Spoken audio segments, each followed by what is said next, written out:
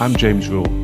Welcome to the Lonely Leader podcast, where we help existing and aspiring leaders find clarity, build resilience, drive performance, and enhance fulfillment.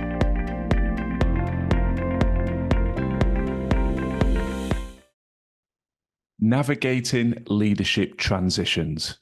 That's what we're focusing on in today's episode. And how do we lead with confidence through those transitions? Now, that can manifest itself in a number of different ways. Perhaps you're stepping into your first senior leadership role. Perhaps you are seeing an expansion of your leadership responsibilities. You're taking on a larger team, a wider remit, or potentially you're moving into a completely new organization. You have a new role, a new opportunity. And whilst you have leadership experience, you're now transitioning into a new organization, a new business, and seeking to lead with impact and confidence through that process.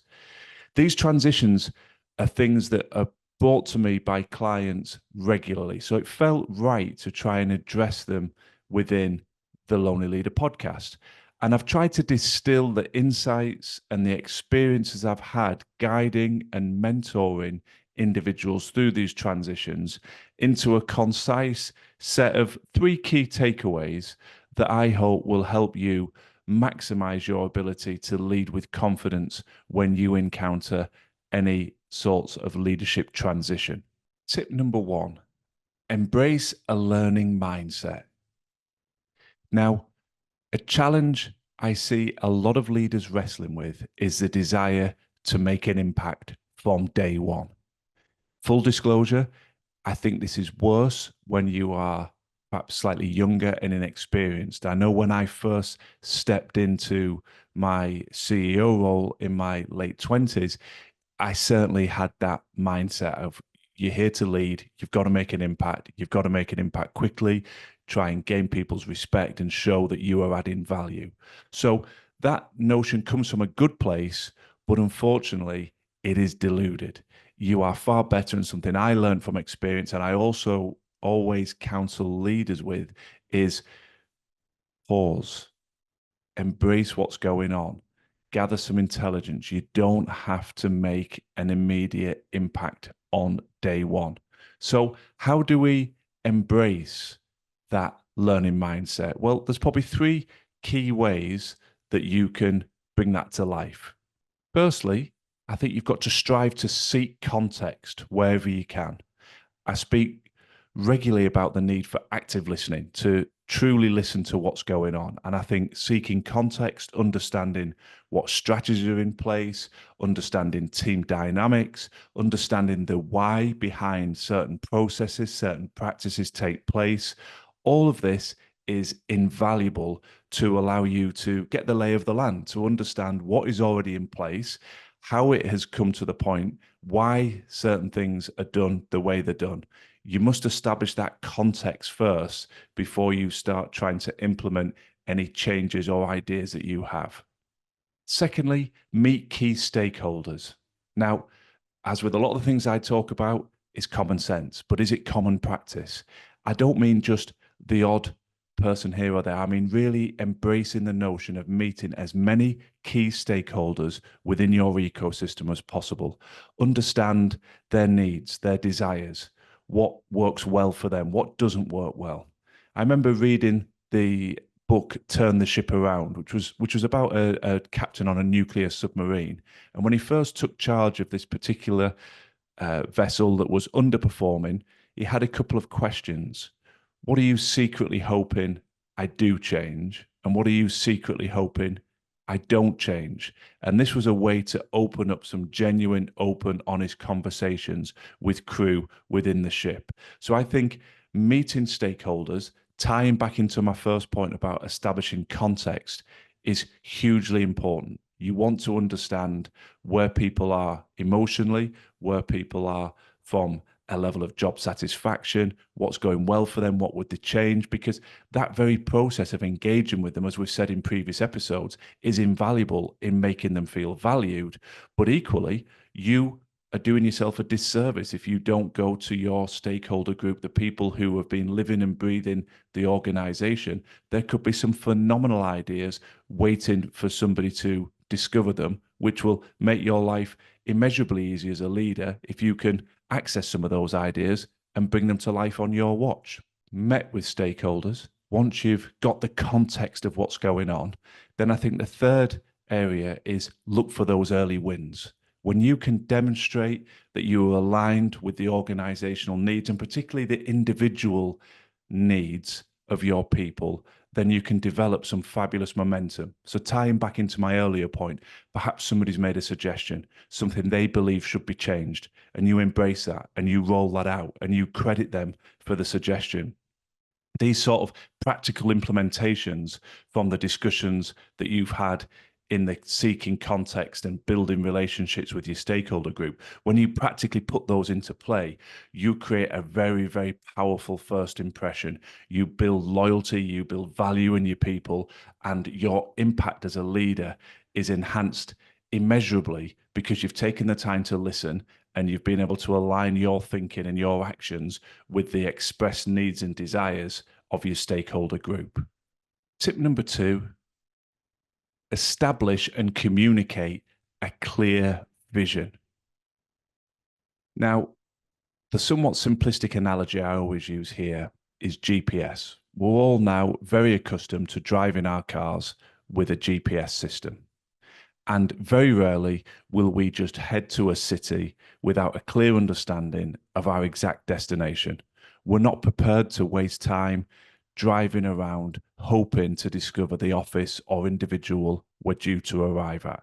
We put a specific destination in, and that gives us clarity of exactly where we are trying to arrive at. Now, I think a vision has that same resonance. If people don't know where they are trying to get to, how on earth can they build a roadmap? In this case, a strategy.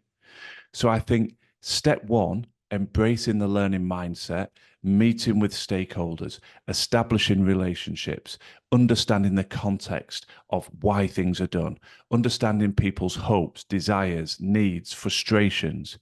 All of that is invaluable intelligence to then bring your leadership DNA to the fore and try and shape it into a coherent vision. And it has to be coherent. You've got to be able to communicate. And one of the best ways to ensure buy-in to a vision is, as we mentioned earlier in the episode, is to align some of the step changes with suggestions and feedback from the floor.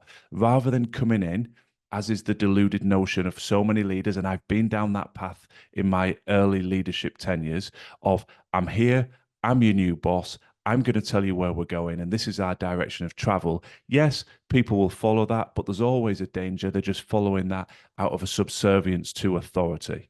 The difference is night and day when you come in and say, I've enjoyed meeting with you, I've enjoyed gathering feedback. People know that you're authentic because they've genuinely met you. And as a consequence of those discussions, this is the vision, this is the direction of travel.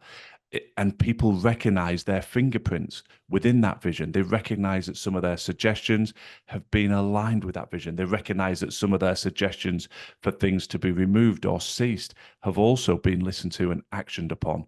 So the vision is important. The buy-in is incredibly important. And by doing these steps well, it allows you not only to lead confidently, but to bring people with you, which obviously enhances your confidence as a leader. When you look around, you have the nodding heads, you feel the engagement, and then people's actions demonstrate they're engaged.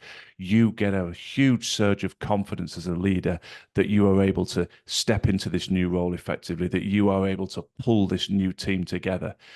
These are all simple, simple steps, but so easy to neglect. Tip number 3. Prioritize relationship building. Now, we talked about engaging with stakeholders. We talked about actively listening. That was all about setting context and understanding where we are and how we got there. But the discussion can't stop there because we need our people to remain bought into the vision. We need them to feel valued, and we need them to feel that there's some empathy and rapport with their leader, with you. And so The understanding is step one, but the development of the relationships with those individuals and with that stakeholder group is a never-ending process. And people will see through your actions and your words whether this is authentic and genuine. So, in order to do this successfully, you've got to be approachable. People need to feel not a sense of intimidation or fear, because all that does will close off the pipeline of ideas, feedback, constructive criticism on what may or may not be working on the strategy. People need to feel they can approach you, whether there's a problem or a wonderful piece of news. They need to feel that they have access to their leader, and you have to foster that. You need to remember to empower your team. I've talked in previous episodes about the importance of delegation, but any leader that micromanages their staff is set up for failure, in my opinion. You are demonstrating through your actions that you don't rate or trust or both your particular staff member, and therefore their sense of value quickly erodes, their performance will fall away, and invariably they'll just drift along, or more likely, if they're a high performer, they'll head for the exit door. So one of the best ways to build powerful, long-lasting relationships is to empower people, to set that direction, as we said, to articulate that vision, to give them the roadmap, and then let them drive. Let them move forward. Yes, they might make mistakes, but you can course correct, you can support them, you can mentor them if and when mistakes are made to ensure mistakes are not repeated. But step back, get out of their way, and empower them to do the job. Be transparent. You're nervous going into a new role, taking on an expanded team, or stepping into a new organization for the first time.